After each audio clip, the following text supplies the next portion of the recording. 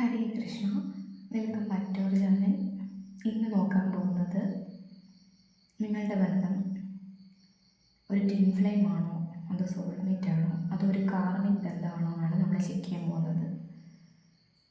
അപ്പോൾ ആദ്യം നമുക്കൊന്ന് ഭഗവാനോട് പ്രാർത്ഥിക്കാം. നിങ്ങൾ കൂടെ ജപിക്കുക. ഹരേ കൃഷ്ണ ഹരേ കൃഷ്ണ കൃഷ്ണ കൃഷ്ണ ഹരേ ഹരേ, ഹരേ രാമ രാമ രാമ ഹരേ ഹരേ. ഞാൻ ഒന്ന് കാണിക്കാം. ഇതാണ് കാർഡ്. അപ്പോൾ മെഡിറ്റേറ്റ് ചെയ്തിട്ട് ഒന്ന് സെലക്ട് ചെയ്യാം. 1 2 3 ഫ്ലേവറും വെച്ചിട്ടുണ്ടേ. അപ്പോൾ ഒന്നുകൂടെ വിസിബിൾ ആക്കി തരാം. ഇതാണ് first flavour, second, third one. Okay, അപ്പോൾ ഒന്ന് മെഡിറ്റേറ്റ് ചെയ്തിട്ട് ചൂസ് ചെയ്യാവുന്നതാണ്.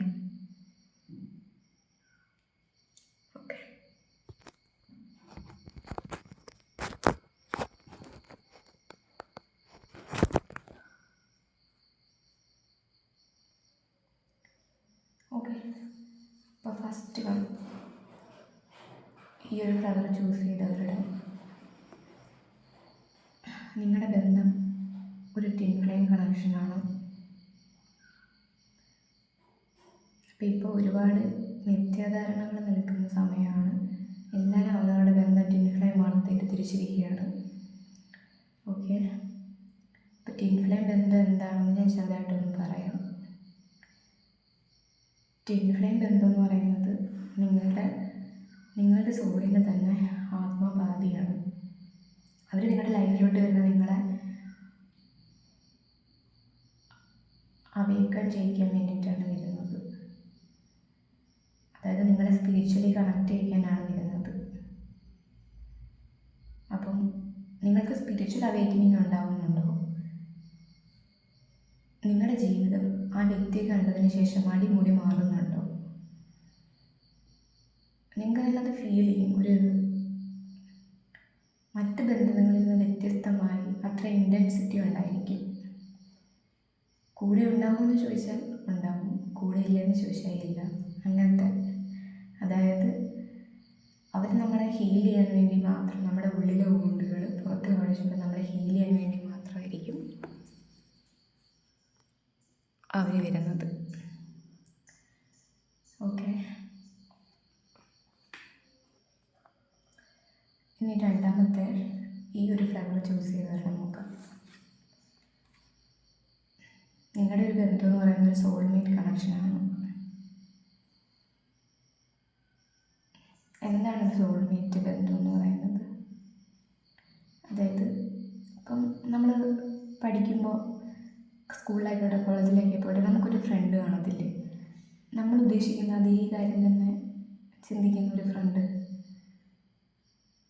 ഇല്ലേ? അങ്ങനെ നമ്മൾ എന്താണ് ഉദ്ദേശിക്കുന്നത് അതുപോലെ ഉദ്ദേശിക്കുന്ന ഒരാൾ നമ്മളോട് അത്ര സ്നേഹമായിരിക്കും. നമുക്ക് വേണ്ടി അവർക്ക് ചെയ്യാൻ താല്പര്യം ഉണ്ടായിരിക്കും. നമ്മളെ അവർക്ക് അത്ര ഇഷ്ടമായിരിക്കും. അപ്പോൾ ഒരു സോൾമേറ്റ് കണക്ഷൻ എന്ന് പറയുമ്പോൾ രണ്ടുപേർക്കും അത് ഗ്രോത്ത് ഉണ്ടായിരിക്കും. അങ്ങനെയുള്ള ബന്ധങ്ങളാണ് സോൾമേറ്റ് ബന്ധങ്ങളെന്ന് പറയുന്നത്. ഓക്കെ, ഇനി മൂന്നാമത്തെ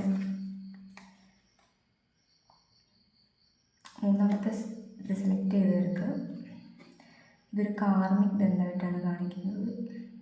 ഓക്കെ, അപ്പോൾ അയ്യോ കാർമിക്കാണോ എന്നുള്ള ഒത്തിരി ടെൻഷൻ വേണ്ട. എന്തിനാണ് ഒരു കാർമിക് ബന്ധം നമ്മുടെ ജീവിതത്തിലോട്ട് വരുന്നതെന്ന് പറഞ്ഞു കഴിഞ്ഞാൽ ആ വ്യക്തിയായിട്ട് നമുക്ക് പാസ്റ്റ് ലൈഫിലുള്ള കർമ്മ കാണും. ആ കർമ്മക്കണക്ക് തീർക്കാൻ വേണ്ടിയിട്ടാണ് ഈ വ്യക്തി ഇപ്പോൾ നമ്മുടെ ലൈഫിലോട്ട് വന്നിരിക്കുന്നത്.